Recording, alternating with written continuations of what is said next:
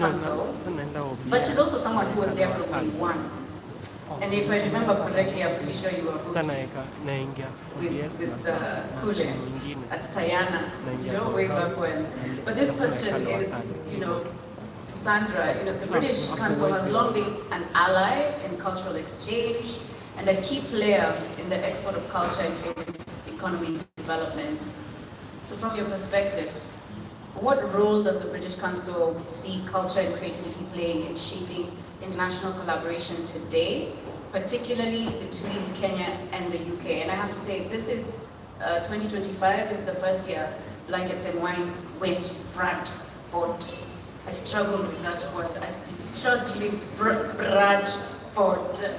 Yeah, Blankets and Wine ilifika maju. Sandra, tell us. So this microphone doesn't want to be on. So far,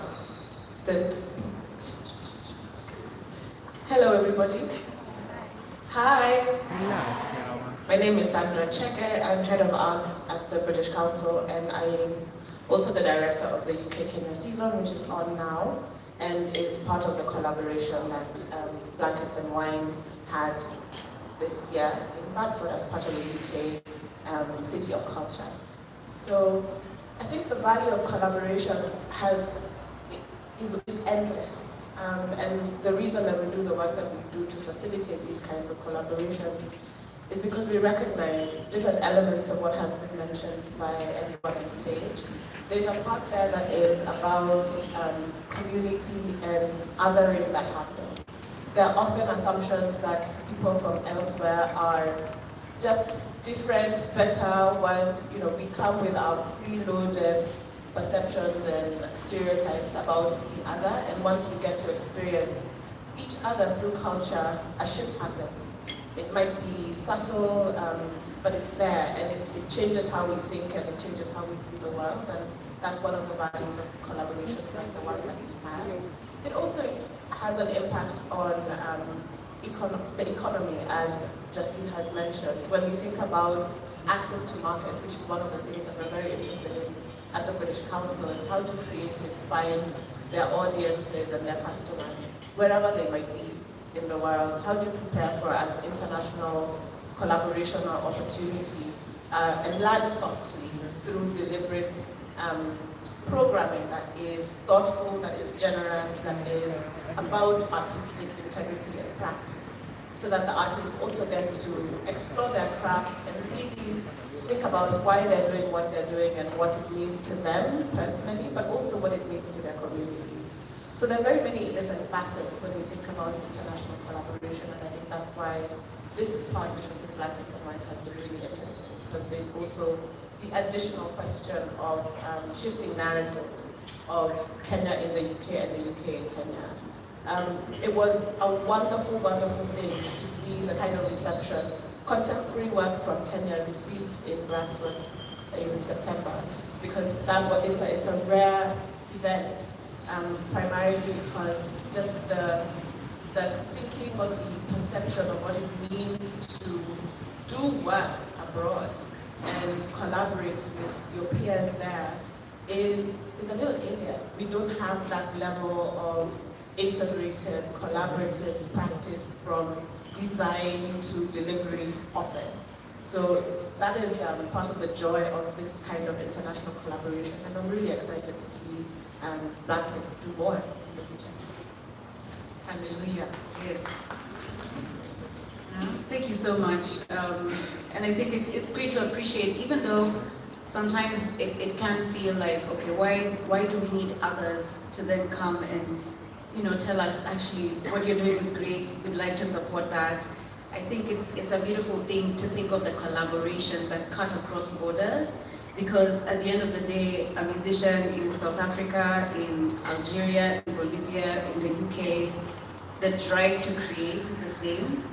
Whatever comes out could be different, it's different languages, but we all understand the language of music. So I think it's such a beautiful thing to see that such partnerships are so meaningful to spaces like these. Thank you so much. Now, 16 years. 16 years. I come from the time of Beats of the Season Festival. I don't know if you remember that. And it seems to be the only festival I can remember. Then after that came Sawa Sawa, and then Blankets. Kuna yenye nimesahau? I feel like everything else came after Blankets. 16 years, how do you keep something like Blankets and Wine going for 16 years, and you are stronger than ever, bigger than ever, you're still doing the thing, we've survived a global pandemic, and you're still going. How do you do it? How have you done it? And why have you kept going? Madonna. Yeah, that's really a good question. And indeed, we did survive a global pandemic. Sometimes we forget that. Yeah, yeah, we forget that. Oh. So two things. The first one is our absolute commitment to the thing that we do, which is platform music, platform work, platform work, platform work. Just figure it out. You just work through it. For sure. It is not money that has kept us going. It is not popularity. It is not potential. It's kind of just that devotion to the work, devotion to the mission. This work we do is mission for us. It's truly mission. And somebody's got to build the thing, and we are the man in the ring building the thing, so just continue, right? And the second part, I think, is because we've never deviated. The thing has always been three things. It's artistic programming, it's production, and it's community. It's those three things. What has happened over the years is, each pillar becomes deeper, wider, more people, but there is no deviation from the plan. It's artistic programming and having incredible integrity around that. It's production, it's just learning, figuring, doing, working within the confines of what we have and making the best, of what we have at every opportunity.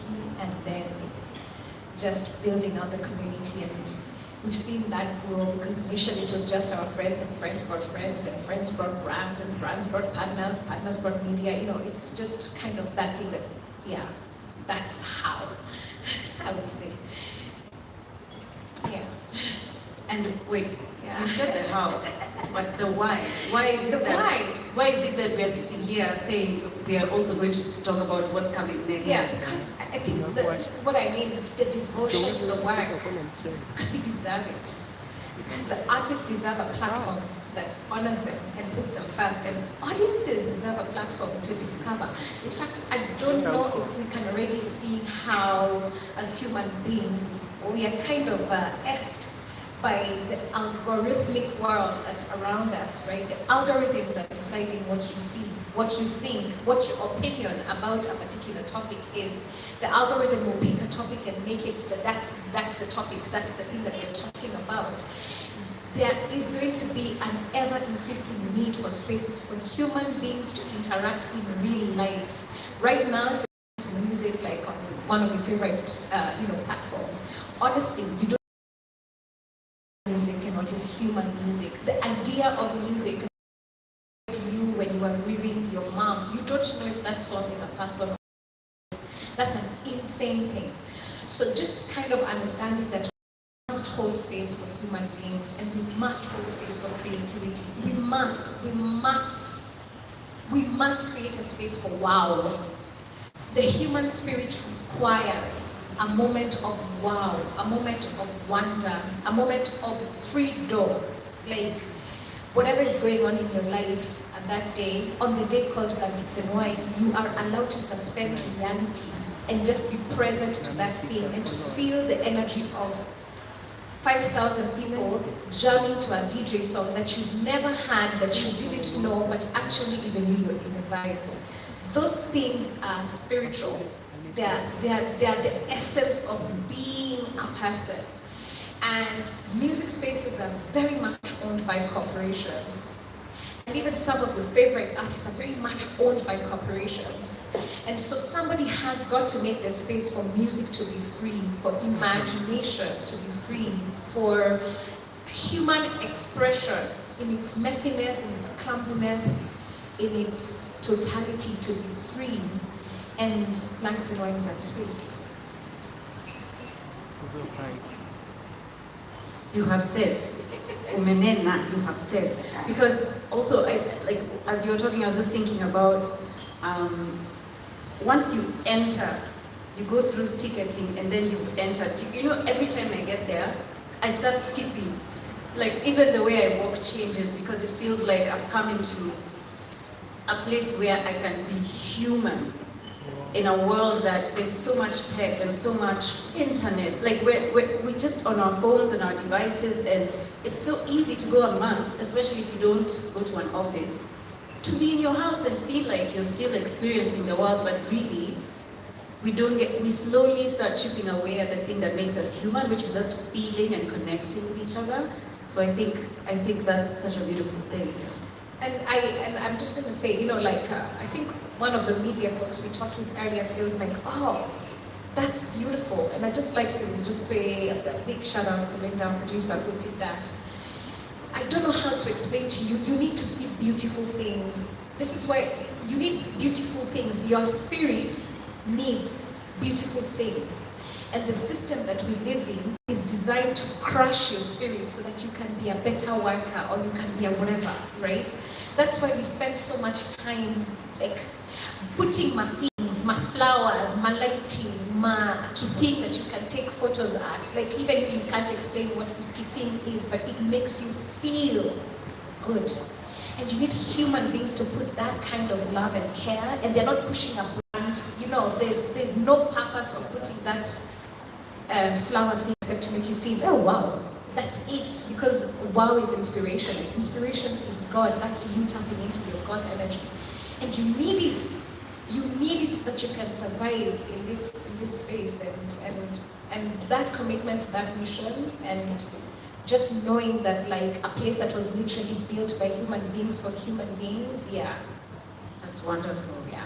And you know, case in point, please make sure to take pictures with that flowers, the beautiful thing there, with the two lights there that will look like wings behind you. Please make sure to take pictures. There's merchandise for you to look at and purchase as well. So please, after this, there's food still there, do the rounds and feel something. Also, I don't know if you've seen a barcode, a QR code for scanning. Have we had the QR code on screens today? If you see a QR code, scan it. Yes, because we will be taking questions after this. There will be a Q&A session, but it'll be easier for you to put in your questions there so that we can have them rolling in chop chop. Justine, 16 years. How does the festival actually work? And how has it worked for 16 years? From year one, where we actually brought our own blankets and our own wine to sit on the ground and just relax. And we were saying, you know, wear whatever you want. There's a blanket, I think I came in pajamas. Just coming to lounge. And that is the space that, you know, you feel comfortable and you just come and enjoy. Justine, how does it work and how has it worked all this time? So it's been an interesting journey because it's been a journey of learning, and you know, as much as you said, that feeling is the same feeling we want to express. So for us, we do it for ourselves and for you. So essentially, like as you're building and you're making these nice things, it's also for us to express, right? What our own creativity, and also for you to be able to experience that joy when you see that, right?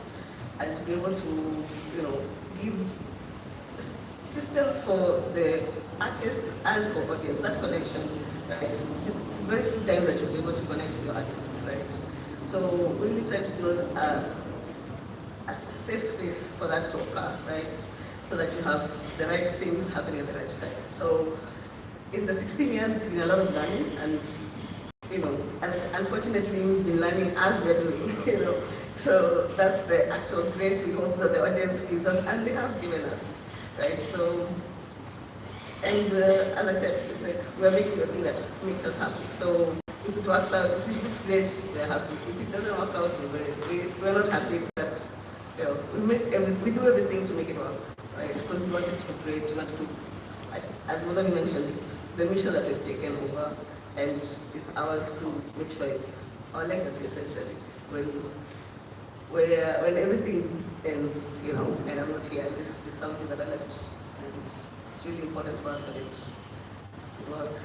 Yeah. And I think it's important actually to just give a good comparison. How many people showed up for the first blankets and wine? If I remember correctly, it must have been like what, 40? 100. 100 people at the first blankets at Tayana Gardens. Eh? And now we're talking tens of thousands. Tens of thousands. Shout out to DJ Delight, David, who sits on the board of advisors of Blankets and Wine. Work on a board of advisors, guys. But yeah, it's been fascinating to see the growth and the iteration. And I think that the thing that has kind of struck me the most is how you're always taking feedback and going back to, okay, this worked, this didn't work, or let's try this out.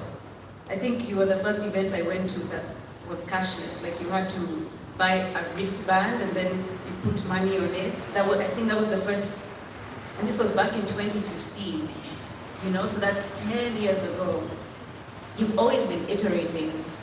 And I'm curious, what would you say has been some key turning points for you as you've continued to just bring Blankets and Wine to us? Justine and I have been on the brand the longest. I think we could take that and we'll try and be quite quick with that. I think the Tayana years and the Hillcrest years, those were really the foundational years, right? Where we were saying we're testing something new, doesn't exist on the market. Yes, you're going to pay to watch artists that you don't know, that are not on the radio, and music costs and welcome. Bring your picnic, and yes, you're sitting on the floor. And teaching people that, you show up, and these Kenyan artists who are showing up, they're really good. And all you need to do is to show up. They've been good. The person who was meant to give them to you just kind of kept these artists, so here they are. And kind of building that, and for us also building a cadence around production. And then maybe Justine joined on the Mamba years. Maybe you can speak on the Mamba years. So yeah.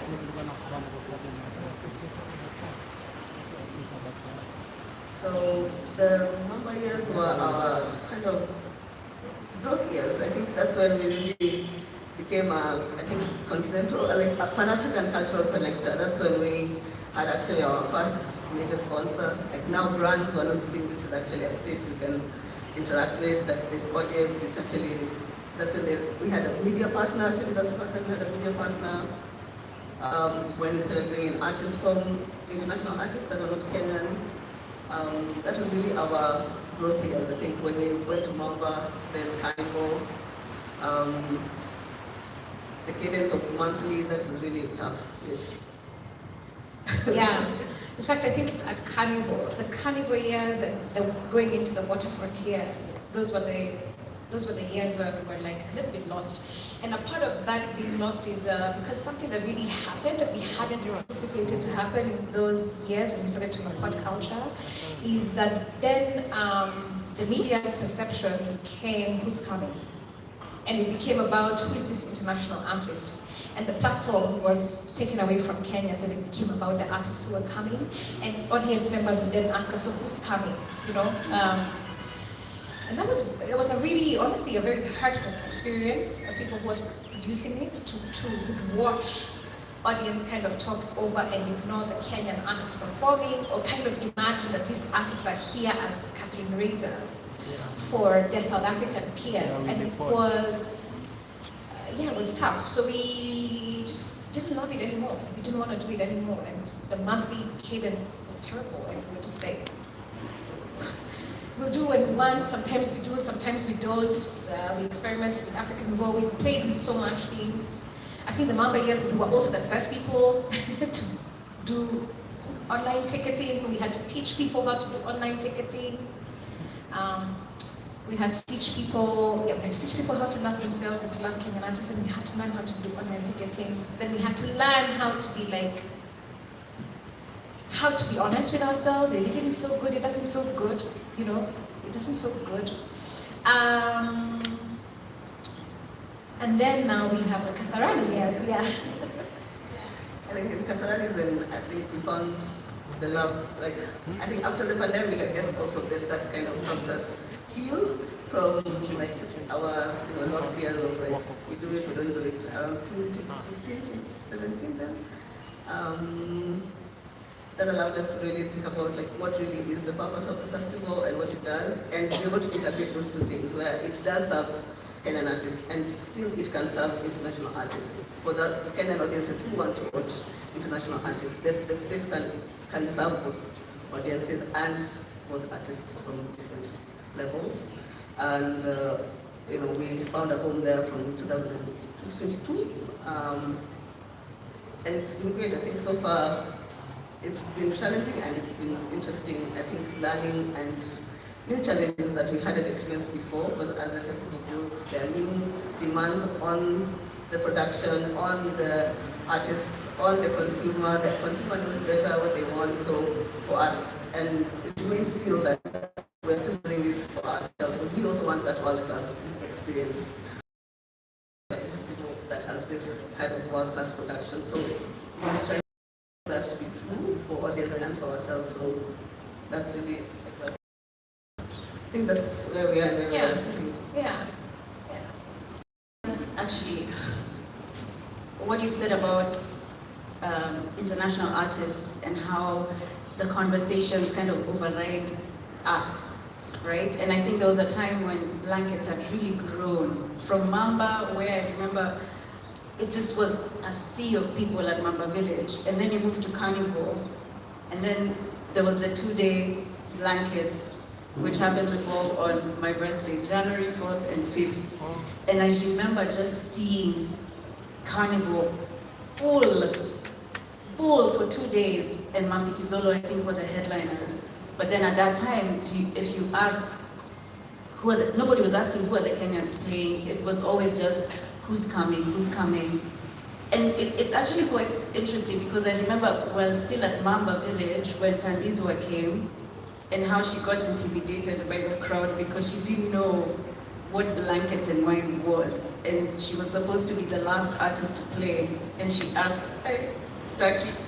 So Makadem became the closing artist, which was fantastic, amazing. I remember Zahara coming, playing, and crying because of seeing how many people had shown up and being surprised about that. It's interesting as you talk about bringing artists in, but now that you've started taking Blankets out, not that it's new because you've been doing Kampala. We've done Kampala, we've done Kigali, and Bradford in the UK. And now Bradford. I have to say it slowly. But this brings me to my next question. Tourism and culture have always danced together, right? Like, they go together. If you're traveling somewhere and you want to go see the culture of that place, you come back having learned something, brought something about that culture. And the Kenya Tourist Board's presence at the UK edition of Blankets and Wine was such a powerful statement about Kenya's evolving tourism story. And from your perspective, how do cultural platforms like Blankets and Wine contribute to Kenya's brand story locally and internationally? And I'm going to direct this first to Mercy, who's with us here from the Kenya Tourism Board, and then I'll have you guys answer as well. Good morning, everyone. My morning. name is Mercy from Kenya Tourism Board. First, I would like to take this moment to congratulate Blankets and Wine for creating such a powerful cultural platform that showcases Kenya's talent, spirit, and also their creativity as well. So from a tourism perspective, I would say Blankets and Wine are very key in telling the story for Kenya. So in this case, you position Kenya as a vibrant, experience-driven destination where travelers are able to come and connect with Kenyan's music, with the arts, and also the people as well. And from there, we extend tourism beyond the basic, call them basic safaris and also the beach destinations. So you help to highlight Kenya's urban energy. You're able to highlight Kenya's creativity, identity, in which people are able to experience that as well. And you also strengthen domestic tourism by encouraging Kenyans to come and travel and experience the cultural experience that's there as well. And also building on emotional connection internationally, which inspires people to come and experience Kenya's culture and much of its beauty. So during the Bradford Festival, you guys did an amazing job, and on behalf of Kenya Tourism Board, thank you for being such great ambassadors for Kenya's tourism and also cultural history. Makofi, thank you so much, Mercy. Thank you. I think it's true. Aside from blankets going outside, yes, you went to Kigali, you went to Kampala. I'd love to see blankets and wine in Josie. You know, you've gone to the UK. I'd love to see blankets and wine in LA. Yeah, I'm so excited. But what I heard about the previous blankets is that we had people traveling in from our neighboring countries to come and experience Thames. And yes, as much as the media and, you know, a lot of the people were excited about Thames, there were also people excited about Billy Black, about Flyer, you know, like, so it's not just about taking blankets out into the world. Kenyans have made a mark on this globe. And I've always believed that Kenya is more than our beautiful safaris and our beautiful beaches. I'd love to see people coming to Kenya. Why do we have to be the ones to go for Afropunk in Johannesburg? And then we come back and we're like, I like blankets would be better. I'm not trying to hate, but like, you know, and there's a beauty in, maybe you guys were creating from what we need, not you were trying to be this festival from here or this festival from here. And you've made such an excellent platform, which people might not understand if they haven't experienced something outside of Kenya. And this is not to say that then the bar should be low. Excellence, I think, is something that you guys have maintained over the years. And that brings me to my next question. Like, you're here, it's been 16 years. What have been the challenges? Because surely, I'm sure there have been challenges. It's not just been, okay, yeah, we've put up the show as we do over and over, but there have been challenges and things that have stretched you, compressed you, pinned you, at you, but then also you still come out and you're like, we did it and we did a good thing. What have been some of those challenges? I'll start with you, Modoni, and this one is for all of you because I'm sure there's challenges in whatever sector, whatever category or whatever segment blankets you're producing. I think for me, the first time we had an artist flow show, many years ago, and Bilal was the headliner, and then Bilal just didn't catch his flight, and so he just didn't come. And I didn't know that an artist can miss their performance. I didn't actually know. You know, as an international touring artist myself, I literally did not realize you can miss your performance, and now it's Sunday morning and there's no artist. And kind of just feeling like the earth is going to collapse beneath you, and then imagine it didn't. I mean, it did in that moment, and then it didn't. And, you know, we had fulfilled our obligation to the artist, and so, you know, that was all there. And there was no way to fix it. The guy was coming from LA. There was no way to fix that. And so just kind of like, okay, oh, so this is what crisis comms looks like. And okay, this is what it looks like to take it on the chin and to take people's disappointment on the chin and to know that you didn't cause this, but you're going to catch flack for it. And it is what it is, you know, and to be very comfortable in the discomfort, in that moment, to survive that moment, to just be like, it's happening and, you know, don't stop it. And then, okay, so now how do we lawyer up better? You know, the lesson from that being, how do you build some bulletproof artist contracts so that several years later, when I think his name is DJ Smoke, the guy for Facebook, Facebook, and then he didn't show up. And the South Africa High Commission was a sponsor. It was actually a celebration of 20 years of, the new South Africa. And then the guy didn't show up. Bro, his government really sued him, And we're like, oh, okay, so now you learn. And yeah, I think that for me, that's a theme that truly shook me. Yeah. Challenges. What challenges? I think I live in challenges. I think in production, my world is challenges. But I can think of there's weather challenges. I think there's a day we actually canceled blankets on the morning of because the venue was flooded. We woke up and it was full of water. We literally tried to squeegee water out of it. Tungekuja swimming. Yeah, some of us love blankets so much. Tungekuja swimming. The squeegee grass, you know what I mean? To try and get out of flood. So it's like one of those ones. It's like okay, it's calling that. It's like this is not happening. Like there's no way this can happen. And understanding the repercussions of that and what that means, and being able to move from there. There's actually even a day, I think we remember years, I think one of the structure we had set up as a stage, because we have very strong wind, it literally flew off. And it's so we had some very interesting challenges that have really built I think one of the things that we do, we take feedback and we also learn from what we do every day. Every single thing that we try and we test that doesn't work, we are only trying to make it better for the next edition of the next edition. There's literally things that we're trying to build for future editions and for this event industry. Let's say we have the last edition we had very long back queues, right? But this is because we are literally trying to design a system that can help us keep digital stock of countable stock, faster processes of payments, faster processes of alcohol, and you can be able to get your product quickly. But as a building, we are also learning, and it's anything new, because some places where oh, I didn't know what I didn't know, and that has dropped. So now I'm learning to make it better for the next one, right?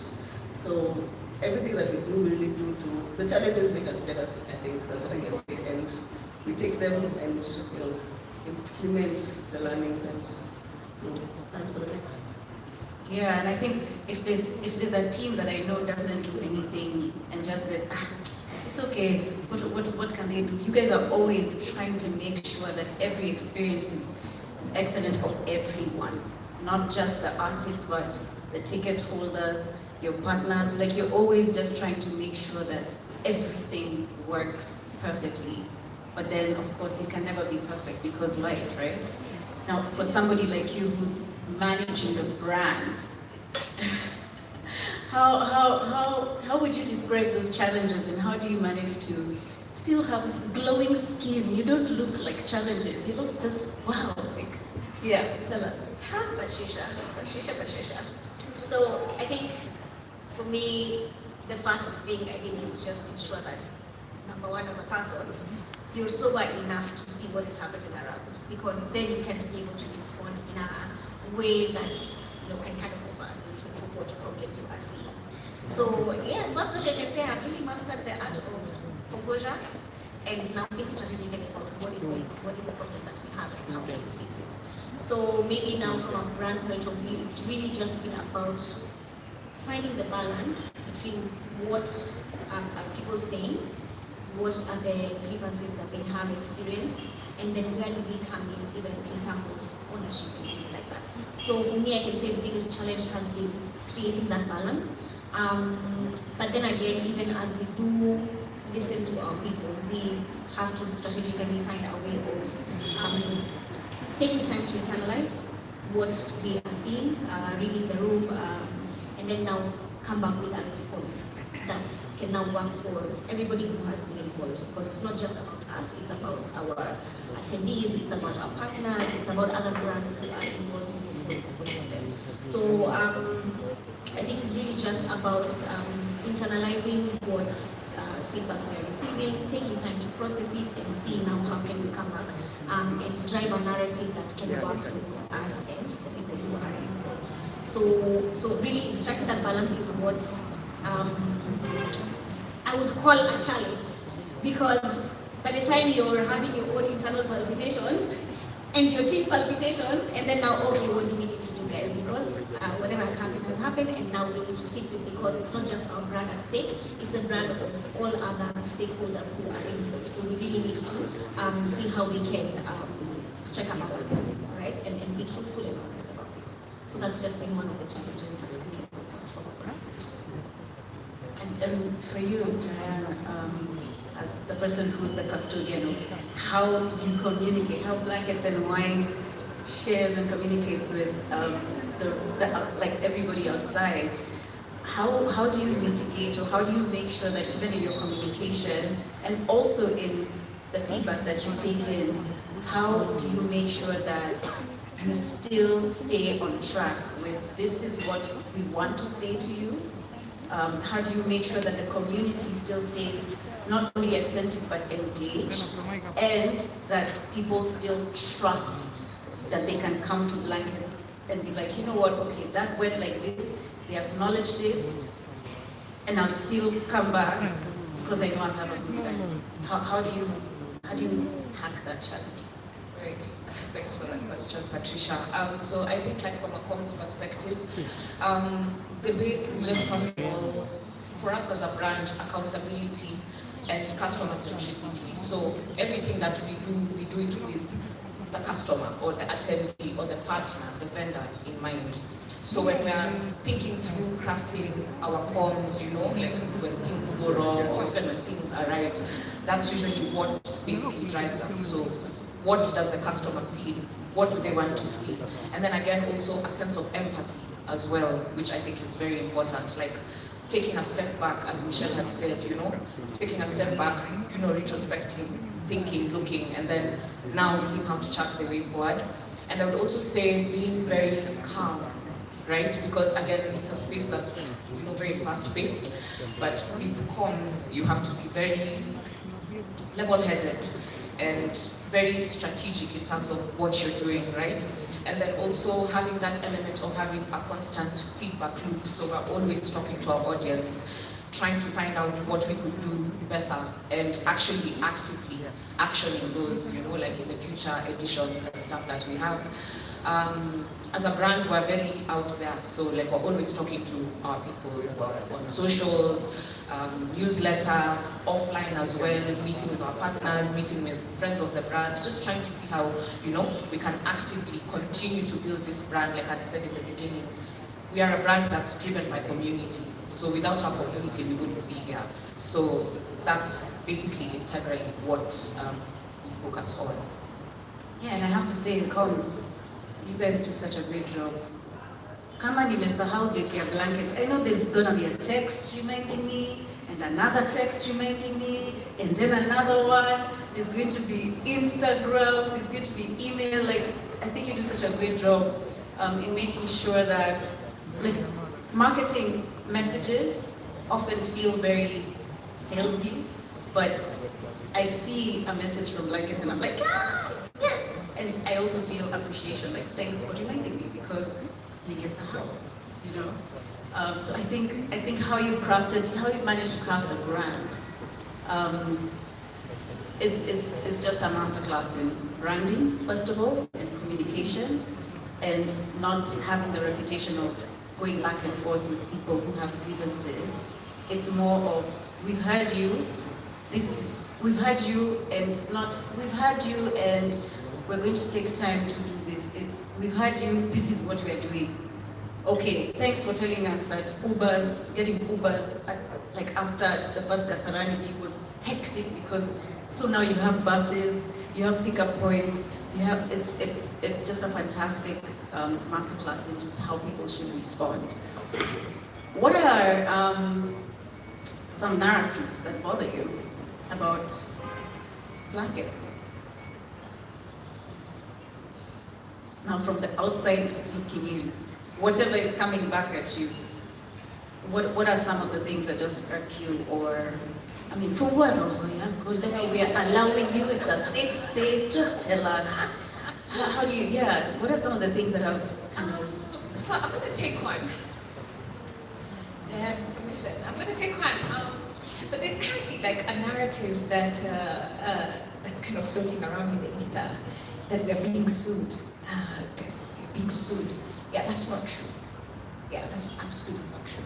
We actually, just like the rest of everyone, saw that there was somebody on Twitter saying that they had filed a complaint and to Competition Authority, I believe. And so you wait to hear from the Competition Authority if you've filed a complaint. So then you wait to hear what the complaint is, and we haven't had what the complaint is, so our legal team reached out to the Competition Authority, and it's like, look, they receive thousands of vexatious claims, and so when you do make a complaint, you kind of have to back up your complaint, and they give you time to back up your complaint. I think it's 14 days or 30 days, something like that. Yesterday was a lapse of 30 days, so they don't have a full-on complaint, so there's no investigation and there's no suing, but I think what's pissing me off about this story is the intent, the actual intent. Because, and there's intent on multiple parts. The person who feels like, hey, I didn't get what I wanted, is very within their rights to do anything that they want, to seek redress, so you can't skip the person that you're complaining about and go to somebody else. That's a choice that you can make. But the person who then reports that story and creates this kind of perception that, they are being sued for millions and millions of shillings, and I wonder about the intent there. I wonder about the intent, and it kind of makes me, because I have no interest in back and forth, also, as a journalist, you can run the story that you want to run. But there's something I find quite strange about that, our desire, our takedown culture. We want to take you down, we want you to suffer, we want to punish you. And I don't know if any of you read kind of the article, because I actually don't know the nature, we don't know the nature of the complaint. So if the article is to be believed, when you read through the nature of the complaint, like if you're pissed off that there's no network, as Kenyans, we know who owns network. So who would you be complaining about network? Do you see what I'm saying, right? We know if there's a slow payment, of course it's a pain in the ass, we get it. And we deeply regret it, and it's terrible, and we work for months and bring in the right stakeholders, and the stakeholders actually provide the thing. It's not sufficient. Now you want to make a complaint. Who should that complaint be targeted to? And there's some of those narratives, and I think that's something that like Michelle was alluding to before, that like because you are the person who is putting everything together, you'll catch flack for things that are not yours, and then you'll also catch flack for the things that are ours. But the kind of the intent in the way the story was framed, and then there's the other part of the intent. So now when we go into places and people want to be like, Avani, how are you doing? How are you really doing? You guys are okay? You guys are, hey, I've read you're being sued. Or I hope you guys have lawyered up for the lawsuit. And I'm like, there's a gossipiness, there's a maliciousness, there's an ugliness that Kenyans have, and we see it. If you're a Kenyan, you cannot pretend that you don't have an inner hater. That's kind of our default settings. And I really mean that, and that's colonial legacy, and that's something that we don't really talk about.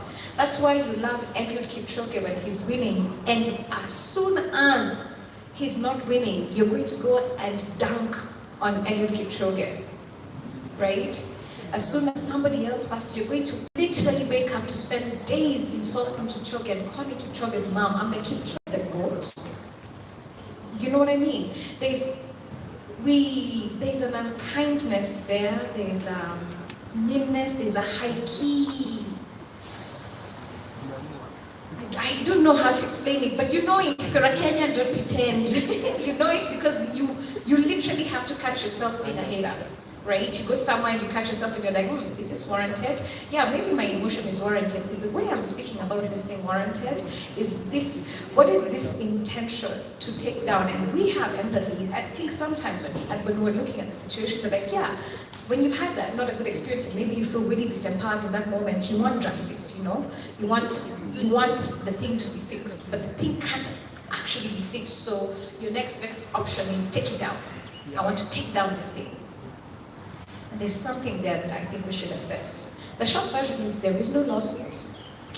To the best of our knowledge, there's been no notification from the competition authority. I've been curious to know precisely how Duncan has acted in a way to hinder fair competition or competitive practices.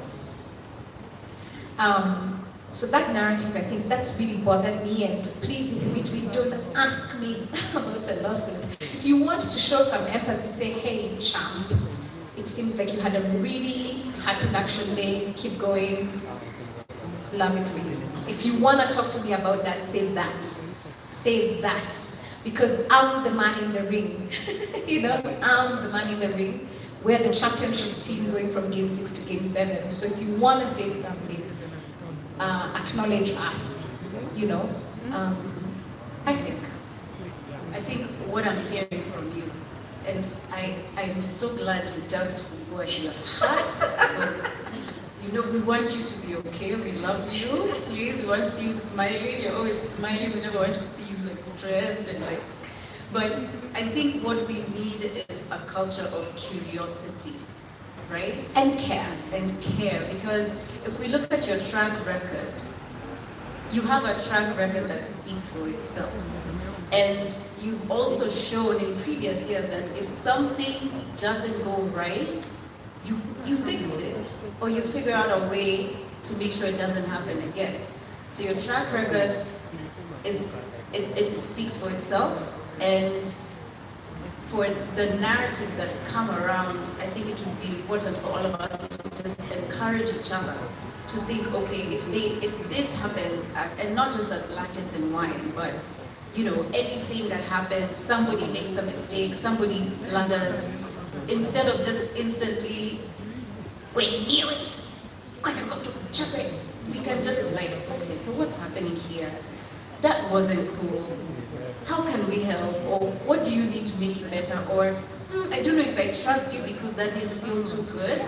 I'll come back when I feel like, you know, like it doesn't have to be an extreme of bringing people down, I think is what I'm hearing from you, right? Justine, I know you wanted to say something. You're just like, yeah, I think as the festival grows, the expectations are higher, right? And we want to be held accountable, but I think it's how you give us the feedback, right? If you don't give us feedback, structured feedback, we can't be able to do anything about it, right? If your experiences, and that's why we say that feedback form to get hold of, we can't be arguing on social media about, oh, this went wrong, this went wrong. You know, it's easier to if you tell us this just happened, and we can be able to tell you, okay, we can put a plan than this. As Duncan said, some things go wrong that are out of our control, right? We have a lot of people that we work with, that we bring in, who have certain areas that they run, and you know, at the end of the day, it will just be, oh, this happened at Blankets. So we take that, but we have, and that's only the feedback to be structured. I think accountability is something that you guys take. Things will go wrong, but you also come and say, we had you, this went like this, we had you. For the brand, Michelle, how do you handle the challenges, and does that affect the overall Blankets and Wine brand? Do you feel like the narratives have changed anything? Do they make it harder for you to remind people what the brand is, or is the brand strong enough as you see it to withstand? All right, so I think there's two things in that. Yes, we are a brand. We are distinct. Like, people know Blankets will be there for this period of time, and there's a standard that has been set up for the brand. There's an expectation, right? So when something goes wrong, yes, people are bound to give their comments and their sentiments around it. And as Modoni was talking about it, I mean, how the feedback is given, not interesting, how the feedback is given and what the intent is about this feedback is what can either make or break a brand. Then again, also the team that is behind that, how do you receive this feedback, how do you interpret this feedback, right? So from my point of view, I would say that yes, we are a strong brand. We have been there over time. And we are not about to shut down guys. There's still going to be a blankets in December. So yes, we are receiving this feedback and we're really just being strategic about how we can position our brand in a way that is able to be received well, standing for who we are, reminding people about what we're about. And I think that's the reason that we have put together this session, so that we can come in and pack not just our legacy, who we are, where we started, and then now what is there for the future of the brand. So as a brand, we are still tumeguzwa, but we're still there and we're still working towards improving and enhancing the audience experience, because we are not here on our own. We are here for the audiences, for the sponsors, and all the other people who really need us. And you see, like, it's raining. Why couldn't you guys not stop the rain? Because it's affecting the sound. Like, blankets. You guys don't know how to, like, have an event with good sound without rain. Gosh. Those are hours for blankets. I think I wanted to just kind of build on what Michelle said. I think another negative narrative, and I think there's a question here around expectation, is instant gratification. That you've said this thing and therefore you want an instant response to the thing. I wonder, Michelle, if you can kind of, because we talked about this a lot, right? Because it's like, oh, Justine just used the powers of blankets. They took feedback. Yeah, you know, because we were really talking about that, like, kind of what is that expectation? If somebody asks you for feedback, what is your expectation about a feedback loop, right? And yeah, I think so. Maybe you could talk a little bit about that. Yeah.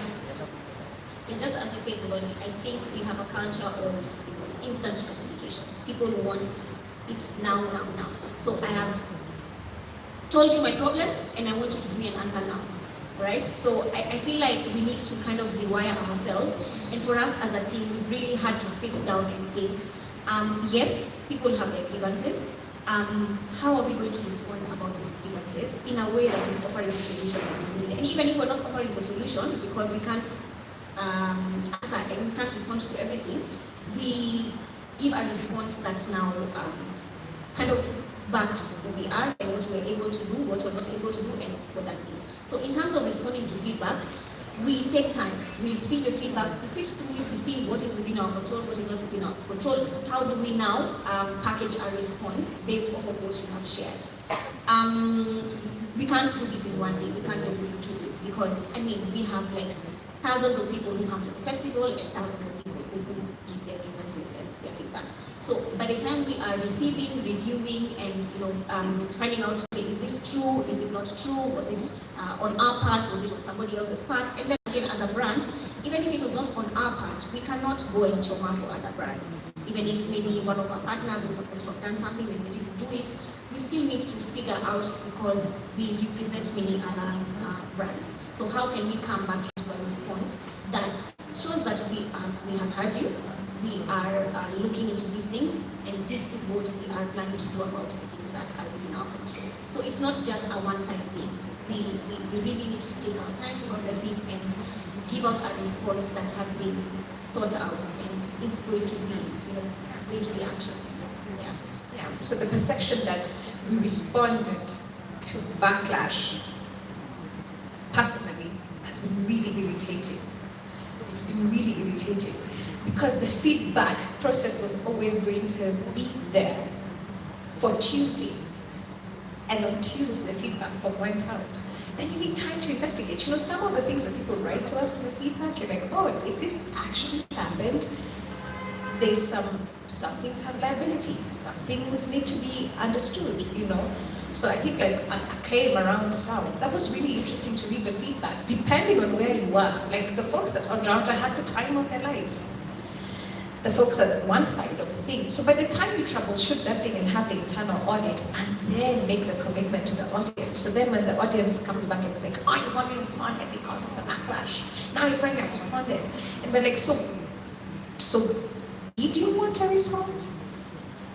Why are you seeking to give feedback? This is why I'm going back to this question of intent. What really is your intent? You know, what really is the intent, right?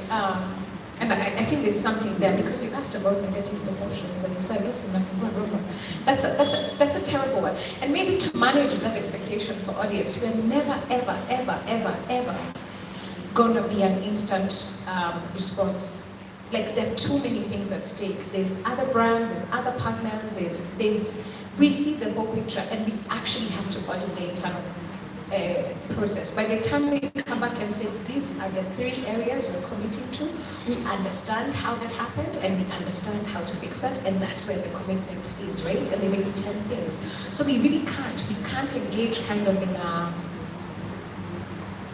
we can't have a knee-jerk reaction. And actually, you don't want a knee-jerk reaction. It's like if you go to the doctor and you say, hey, I'm feeling this thing and I'm feeling this thing, you don't want your doctor to have a knee-jerk response to you. You want them to be measured, you want them to take their time to test the thing, to run some hypothesis, and then to give you an answer that makes sense. That's actually what you want, right? So I think that's something that, like Michelle was saying, I think that's something we have to rewire a little bit in our approach to the